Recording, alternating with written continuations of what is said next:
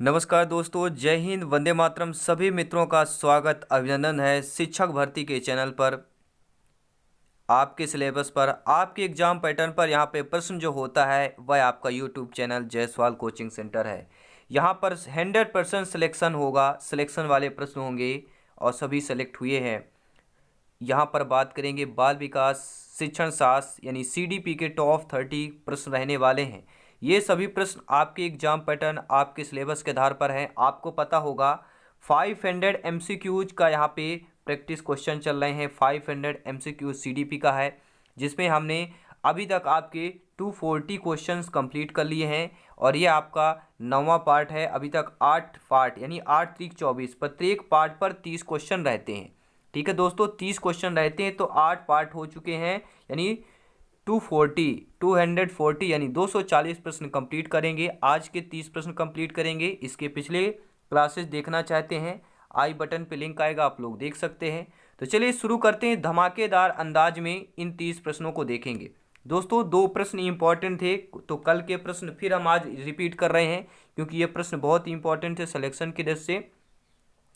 प्रश्न यह था कि इनमें से कौन सी जन्मजात या आंतरिक अभिप्रेरणा नहीं है। देखिए दोस्तों, जन्मजात और आंतरिक भूख होती है, प्यास होता है, यौन और काम, ये तीनों जो है जन्मजात और आंतरिक अभिप्रेरणा होती है। लेकिन जो आपका उपलब्धि है, उपलब्धि जो है यह जन्मजात और आंतरिक अभिप्रेरणा नहीं होती है। अगर कल की क्लास नहीं देखा है तो इस वीडियो को देखने के बाद कल की क्लास जरूर देखेगा। अगला प्रश्न देखेंगे, प्रतिष्ठा प्राप्त करने की इच्छा को किस अभिप्रेरक के अंतर्गत रख सकते हैं। जो दोस्तों प्रतिष्ठा प्राप्त करने की इच्छा रखते हो, ऐसे अभिप्रेरक के अंतर्गत किसको रखेंगे। दैहिक में रखेंगे, मनोवैज्ञानिक में, स्वाभाविक में या सुरक्षा में। तो कल मैंने आपको बताया था कि प्रतिष्ठा प्राप्त करने की इच्छा को रखने वाले अभिप्रेरक के अंतर्गत उसको मनोवैज्ञानिक में रखेंगे। तो सेकंड ऑप्शन सही हो जाएगा। अब आज के ये 30 प्रश्न शुरू हो रहे हैं। आपको ही पता है सूची वाले भी प्रश्न आते हैं। सूची में दिया गया है, इनको सुमेलित करना होता है। पहली सूची, दूसरी सूची को ध्यानपूर्वक देखेंगे। इसके बाद कूट आप दिया गया है। ठीक है, कूट में 4 ऑप्शन दिए रहते हैं। आइए देखते हैं सूची में कि सत्ता अभिप्रेरक, संबंध अभिप्रेरक, अनुमोदन अभिप्रेरक और आक्रमणशीलता अभिप्रेरक, ये 3 अभिप्रेरक हैं और आपको सूची में बताना है, सेकंड सूची में मिलाप करना है। ये आपका कूट भाषा है। तो चलिए आइए देख लेते हैं कौन सा सही होगा।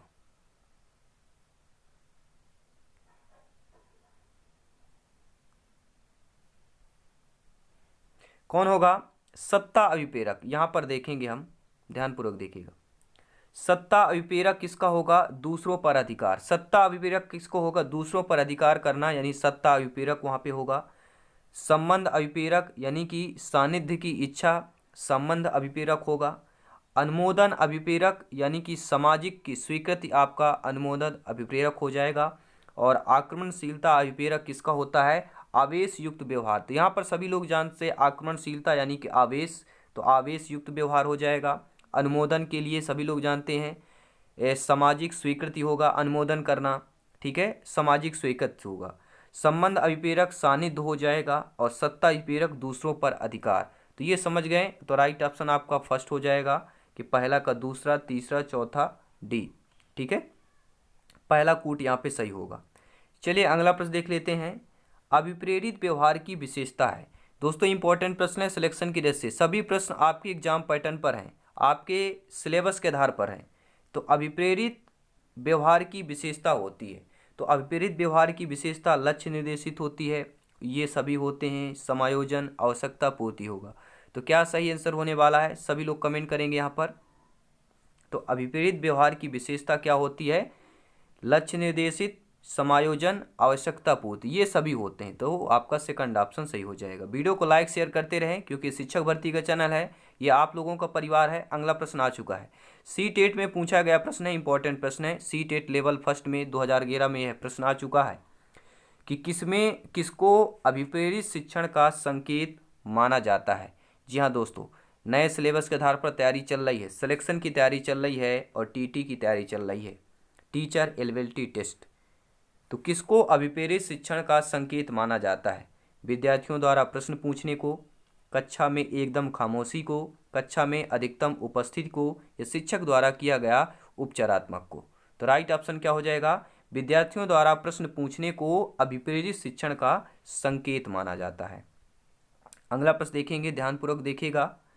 आपके मित्र के पिता जो है रोज सवेरे उठते ही मित्र के बेरोजगार रह जाने के कारण व्यंग करते हैं। यानी आपके पिताजी क्या है, आपसे मित्र को कहते हैं कि आपका मित्र के बेरोजगार रह जाने पर उसको व्यंग मारते हैं। देखो शहंशाह आराम फरमा रहे हैं, ठीक है। तो मनोवैज्ञानिकों के अनुसार जो ये पिता अपने पुत्र के प्रति ऐसा व्यवहार किस अभिप्रेरक से प्रेरित होकर करते हैं, ठीक है।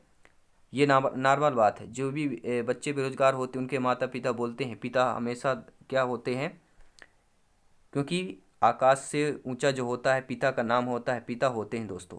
तो पिता रोज सवेरे उठते ही मित्र के बेरोजगार रह जाने के कारण व्यंग करते हैं, देखो शहंशाह आराम फरमा रहे हैं। तो मनोवैज्ञानिकों के अनुसार ये जो पिता पुत्र के प्रति ऐसा व्यवहार किस अभिप्रेरक से प्रेरित होकर कहते हैं या करते हैं, तो क्या हो जाएगा, ये आक्रमणशीलता का अभिप्रेरक हो जाएगा, क्योंकि उस पर आक्रमण कर रहे हैं। जी हाँ, आक्रमणशीलता का अभिप्रेरक यहाँ पे हो जाएगा। चलिए अगला प्रश्न देख लेते हैं। अभिप्रेरणा से संबंधित सही क्रम इंगित कीजिए। दोस्तों अभिप्रेरणा से संबंधित, आइए देखते हैं, इसको क्रम सही देखेंगे कौन सा सही होगा। तो अभिप्रेरणा से संबंधित जो क्रम है कि आवश्यकता, प्रणोद और प्रोत्साहन। पहले क्या होगा, आवश्यकता होनी चाहिए, तब आपका अभिप्रेरणा होगा, इसके बाद प्रणोद, इसके बाद प्रोत्साहन। तो आपका राइट ऑप्शन थर्ड हो जाएगा। चलिए अगला प्रश्न देख लेते हैं, इंपॉर्टेंट प्रश्न है, ध्यानपूर्वक देखिएगा। सीडीपी में इसी तरह के प्रश्न पूछे जाएंगे, ठीक है दोस्तों। राहुल एमए की परीक्षा देने जाते समय सीढ़ियों से गिर जाता है एवं दर्द से बचाव होती वह एक दर्द निवारक दवा की गोली खा लेता है। इसमें अभिप्रेरक क्या होगा। कोई बच्चा देखिए, हमको पता है गोली खा लेंगे तो हमें दर्द नहीं होगा, यह दर्द हमारा ठीक हो जाएगा, ठीक है। तो यहाँ पे राहुल एमए की परीक्षा, ये कहानी स्टोरी दे दिया गया। मेन मुद्दा ये है कि कोई भी आपको मान ली चोट लग जाती है तो दर्द से बचने के लिए आप गोली खा लेते हैं। इसमें क्या अभिप्रेरक होगा, जैविक होगा, अर्जित होगा, उपलब्ध अभिप्रेरक होगा, ये सभी अभिप्रेरक होंगे। तो कौन सा अभिप्रेरक सही होगा, देखिए ये जैविक अभिप्रेरक है। जैविक मतलब क्या होता है, कोई भी चोट लगेगी तो दवा खा लेंगे तो ठीक हो जाता है, ये क्या होगा, आपका जैविक अभिप्रेरक कहला जाएगा, ठीक है। चलिए अगला प्रश्न देख लेते हैं। सभी मित्रों को जय हिंद दोस्तों, वंदे मातरम है। आप सभी लोग भावी अध्यापक अध्यापिकाएं हैं और मैं आपको सभी को नमन करता हूं दोस्तों। सभी मित्रों को जय हिंद। जितने भी मेरे भाई बहन सब्सक्राइब करके आए हैं सभी को दिल से धन्यवाद है, दिल से थैंक्स है। अगला प्रश्न देख लेते हैं। निम्न में से उपलब्धि अभिप्रेरणा पर किन लोगों ने कार्य किया है। दोस्तों उपलब्ध अभिप्रेरणा पर कार्य करने वाले वैज्ञानिक कौन है, मनोवैज्ञानिक कौन है। तो उपलब्धि अभिप्रेरणा पर कार्य करने वाले आपके जो वैज्ञानिक है वह मैक्लीलैंड एवं एटकिंसन है। सभी लोग नोट कर लेंगे, उपलब्धि अभिप्रेरणा पर कार्य करने वाले मैक्लीलैंड एवं एटकिंसन है। दोस्तों ये प्रश्न अगर कर रहे हैं, ये अगर क्लासेस ज्वाइन कर रहे हैं, सिलेक्शन नहीं टॉप रैंक हासिल कर लेंगे, क्योंकि यहाँ पे जो तैयारी होती है, यहाँ पे जो आपका प्रश्न आता है, सिलेबस की तैयारी होती है, प्रिपरेशन होता है, हाई लेवल का होता है। जी हाँ दोस्तों, यहाँ पे पास होने के लिए नहीं, यहाँ पे सिलेक्शन के लिए, टॉप रैंक हासिल करने के लिए आप ज्वाइन कर सकते हैं। पास तो सब कोई भी कर लेता है, लेकिन सिलेक्शन पाना है तो इम्पोर्टेंट है क्लासेस देखना। तो अभिप्रेरणा के सिद्धांतों को दर्शाने वाला, ठीक है। तो ये आपके 5, 6, आपके 7 यहाँ पे लिखा हुआ है, ठीक है। अब इन 7 में से सही युग्म करना कि कौन कौन सा सही होगा। ये 4 ऑप्शन दिए गए आपके, ठीक है दोस्तों, 4 ऑप्शन दिए गए हैं, ध्यानपूर्वक देखिएगा, ध्यानपूर्वक सभी लोग देखेंगे, 4 ऑप्शन दिए गए हैं। आइए देख लेते हैं कौन सा सही होगा। प्रश्न क्रमांक कौन सा है आपका, देखेंगे 248 है, ठीक है। और इसका जो सही क्रम है मैं बता देता हूँ।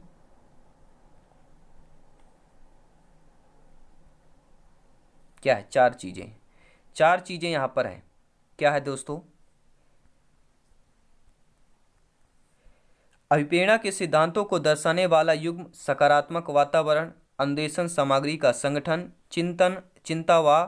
चिंता का मंद स्तर बनाए रखना, और आपका होता है सफलता की निश्चितता। ये जो 4 हैं अभिप्रेरणा के सिद्धांतों को दर्शाने वाला युग्म होगा, ठीक है दोस्तों। चलिए अगला प्रश्न देख लेते हैं, स्क्रीन पर आ चुका है सभी लोगों को। उम्मीद है कि आप लोगों ने वीडियो को लाइक जरूर कर दिया होगा। अगला प्रश्न देख लेते हैं, दैहिक अभिप्रेरकों का विशिष्ट गुण क्या होता है। जो दैहिक अभिप्रेरक होते हैं उनका विशिष्ट गुण क्या होता है।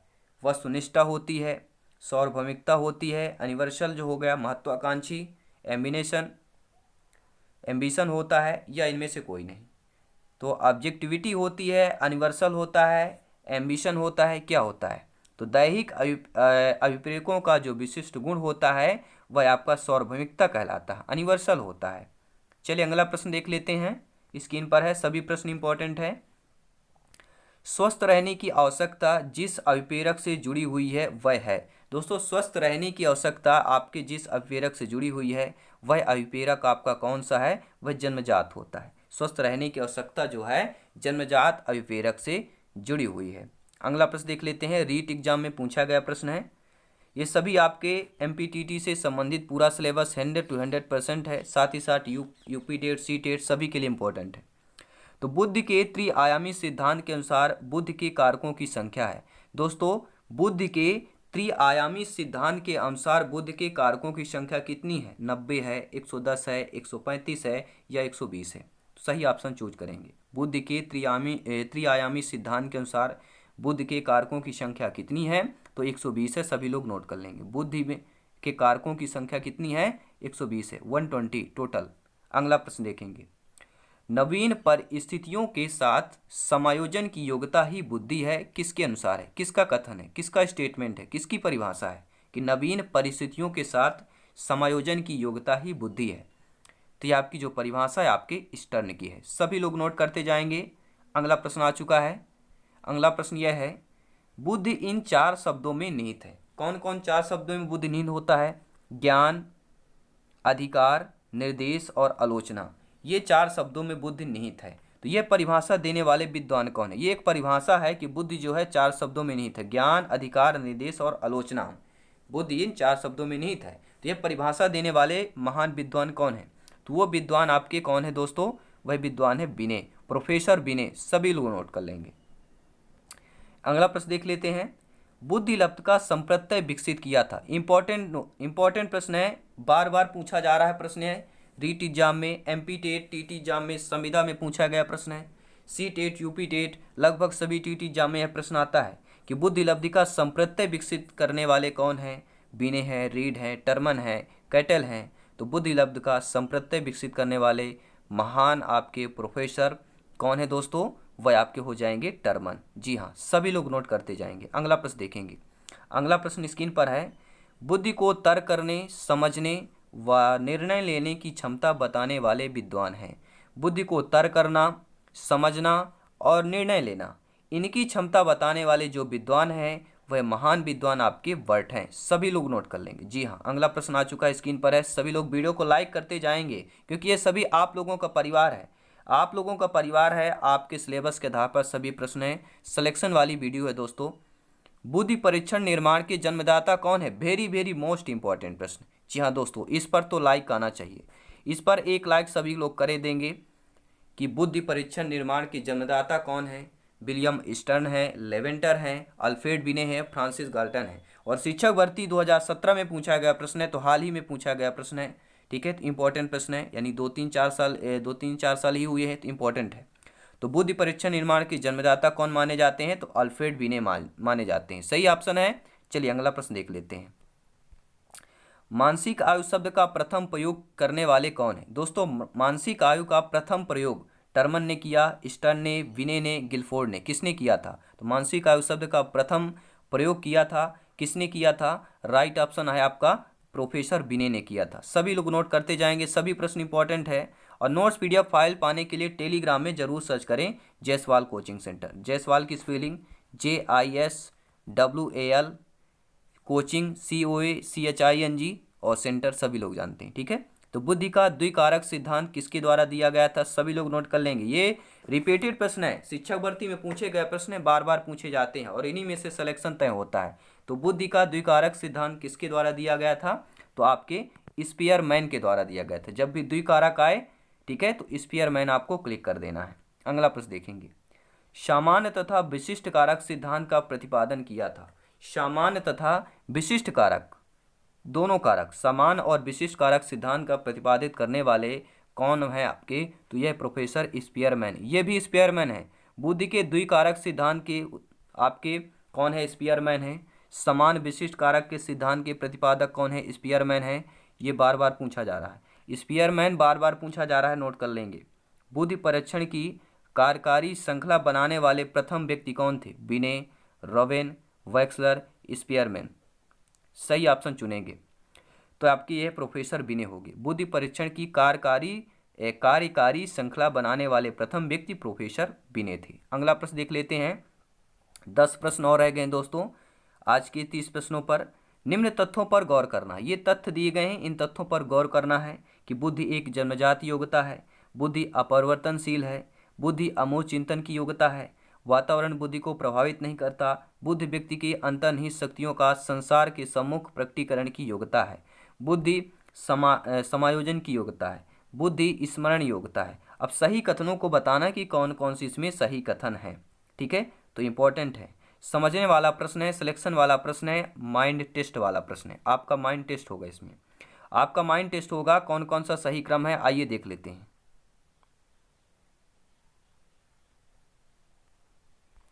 तो यहाँ पर आपका जो सही है वह होगा बुद्धि एक जन्मजात योग्यता है। ठीक है, बुद्धि अमूर्त चिंतन की योग्यता है, पहला और दूसरा सही है। फिर इसके बाद आपका यह सही है कि बुद्धि समायोजन की योग्यता है, बुद्धि स्मरण योग्यता है। तो कौन सा ऑप्शन हो जाएगा आपका? फोर्थ। ठीक है, फोर्थ सही होगा कि कौन कौन सा यहाँ पे है, पहला, तीसरा और छठवां, सातवां आपके सही है। चलिए अगला प्रश्न देख लेते हैं, स्क्रीन पर है, सभी प्रश्न इंपॉर्टेंट है।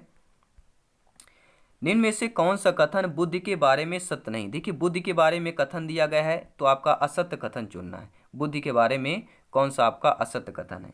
देखिए यह एक व्यक्ति की मानसिक क्षमता है। बुद्धि क्या होती है? व्यक्ति की मानसिक क्षमता, ये तो कथन सत्य है।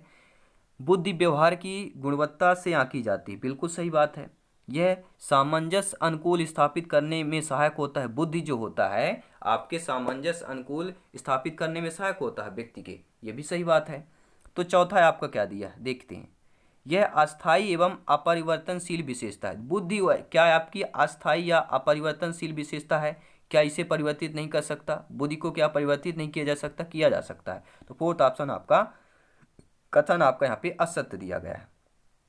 चलिए अगला प्रश्न देख लेते हैं। जिस सिद्धांत के अनुसार जो है बुद्धि ही सर्वशक्तिशाली है और वह ही सभी मानसिक क्रियाओं पर नियंत्रण रखती है, वह सिद्धांत कौन सा है? दोस्तों किस सिद्धांत के अनुसार जो है बुद्धि ही सर्वशक्तिशाली है, वह ही सभी मानसिक क्रियाओं पर नियंत्रण रखती है, यह सिद्धांत कौन सा है? बहुतत्व का है, नमूना, घटकी, एक तत्व, एक कारक, कौन सा सिद्धांत है? सभी लोग कमेंट करेंगे। तो एक तत्व है, एक कारक सिद्धांत के अनुसार ही बुद्धि ही सर्वशक्तिशाली है, वही सभी मानसिक क्रियाओं पर नियंत्रण रखती है, यह सिद्धांत है एक तत्व का या एक कारक का सिद्धांत। चलिए अगला प्रश्न देख लेते हैं। वीडियो में लाइक आना चाहिए। जी हाँ दोस्तों, बुद्धि का निरंकुशवादी सिद्धांत किसकी देन है? जो बुद्धि में निरंकुशवादी सिद्धांत है वह किसकी देन है? तो बुद्धि में निरंकुशवादी सिद्धांत की देन जिसने प्रथम बुद्धि परीक्षण का निर्माण किया है। दोस्तों प्रथम बुद्धि परीक्षण का निर्माण करने वाले कौन है? मैंने अभी बताया आपको, मैंने पिछले क्वेश्चन बताया था कि प्रथम बुद्धि परीक्षण के निर्माण करने वाले कौन है? कौन है भैया? प्रथम बुद्धि परीक्षण के निर्माण किसने किया था? प्रोफेसर बिने ने किया था, साइमन ने किया था, किसने किया था? कोहलबर्ग ने किया था, हल ने किया था। तो प्रथम बुद्धि परीक्षण का निर्माण किसने किया था? सभी लोग कमेंट करेंगे। देखिए बुद्धि निरंकुशवादी सिद्धांत की देन है आपके, जिसने प्रथम बुद्धि का परीक्षण किया, किसने किया? सभी लोग नीचे कमेंट करेंगे। आप लोग अपना टेस्ट कीजिए, आप लोग अपने माइंड का टेस्ट कीजिए। अगर मैं सब कुछ बता दूंगा तो आपके माइंड का टेस्ट नहीं होगा, आपका माइंड का टेस्ट होगा इसमें। अगला प्रश्न देख लेते हैं। इनमें से कौन बुद्धि परीक्षणों के दुरुपयोग का संकेत देता है? दोस्तों बुद्धि परीक्षणों के दुरुपयोग, अगर बुद्धि परीक्षण का दुरुपयोग करते हैं, ठीक है, दुरुपयोग करते हैं, वह किसका संकेत देता है? तो दुरुपयोग करने का संकेत यह है कि बुद्धिलब्धि का लेवल बालकों पर लगाकर अध्यापक अपनी अकुशलता को छिपाते हैं। यह क्या है? बुद्धि परीक्षण का दुरुपयोग माना जाएगा। अगर आप शिक्षक हैं, शिक्षिका हैं, तो बुद्धिलब्धि का लेवल बालकों पर लगाकर कि बुद्धिलब्ध इसका नीचा है, बालक जो है निम्न कोटि का है, बालक पढ़ नहीं सकता, बालक समझदार नहीं है, यह अध्यापक अपनी कुशलता को छिपाने के लिए ऐसा बोलते हैं। तो यह क्या होगा? यह दुरुपयोग होता है, यह बुद्धि परीक्षण का दुरुपयोग किया जाता है। दोस्तों अगला प्रश्न देखेंगे, इंपॉर्टेंट प्रश्न है, यहाँ से एक प्रश्न सेलेक्ट होगा आपका। कि बुद्धिलब्ध आईक्यू गणने का सूत्र क्या है। आईक्यू की गणना करना के सूत्र क्या है, मानसिक आयु निकालना, वास्तविक आयु निकालना, ये इंपॉर्टेंट है क्योंकि यहाँ से एक प्रश्न है। और आईक्यू बराबर क्या होता है, मैं हमेशा कहता हूँ मानसिक आयु यानी MA बटे क्या होता है CA, MA बटे CA मल्टीप्लाई 100 होता है। तो MA क्या होता है मानसिक आयु, CA क्या होता है वास्तविक आयु यानी कि करेंट एज बोल सकते हैं, ठीक है, और मानसिक आयु मेंटेलिटी एज बोल सकते हैं। तो MA मतलब होता है मानसिक आयु, CA मतलब वास्तविक आयु मल्टीप्लाई 100, यहाँ से तो पहला ऑप्शन सही हो जाएगा, मानसिक आयु बटे वास्तविक आयु मल्टीप्लाई 100। जो उसके माइंड में हो ऊपर कर देना है, जो करंट में चल रहा है उससे नीचे कर देना है, मल्टीप्लाई 100 कर देना है, आपका IQ लेवल निकल आएगा, ठीक है। और एक इंपॉर्टेंट प्रश्न मैंने आपको जो बताया था कि बुद्धिलब्ध ज्ञात करने का सही सूत्र क्या, वो हिंदी में था, अब ये कोड वर्ड में है। कोड वर्ड मैंने क्या बताया था, कोड वर्ड में मैंने क्या बताया था, सभी लोग कमेंट करेंगे। मैंने क्या बताया, मानसिक आयु बटे वास्तविक आयु multiply 100, mentality edges current edges, ठीक है। तो मानसिक आयु नीचे क्या होगा CA, आपका यह वास्तविक आयु है, मल्टीप्लाई 100। तो फोर्थ ऑप्शन आपका बुद्धिलब्ध यानी IQ ज्ञात करने का सही सूत्र है। चलिए अगला प्रश्न देख लेते हैं क्या दिया गया है। बुद्धि का समूह कारक या समूह तत्व ग्रुप फैक्टर सिद्धांत देने वाले कौन है। तो बुद्धि का समूह कारक समूह तत्व सिद्धांत देने वाले थॉमसन, थर्नडाइक, थर्नवेट या थर्स्टन है। था है, यहाँ पे था वर्ड की उपरति हो गई है, था वर्ड की बार बार उपरति हो रही है, रूपक अलंकार होगा। क्या रूपक अलंकार है, बुद्धि का समूह कारक या समूह तत्व, जब ये समूह सा की पुनरावृत्ति हो रही है तो यहाँ पे था की पुनरावृत्ति हो रही है, यानी कि समूह कारक समूह तत्व के सिद्धांत जो आपका बुद्धि का समूह कारक है, बुद्धि का समूह तत्व है, सिद्धांत देने वाले कौन हैं, तो आपके थर्स्टन हैं। सभी लोगों नोट कर लेंगे, थंबल दिखाते हैं ना वही समझ लीजिएगा, ठीक है, थर्स्टन हो जाएगा। अगला प्रश्न देखेंगे, सुमेलित करना है भैया, बहुबुद्धि, बुद्धिमापन, समूह तत्व, परमाणुवादी कौन से आपके हैं ये बताना है। नीचे कूट भाषा दिया गया है और कूट भाषा में आपको बताना है कौन सही होने वाला है, ठीक है।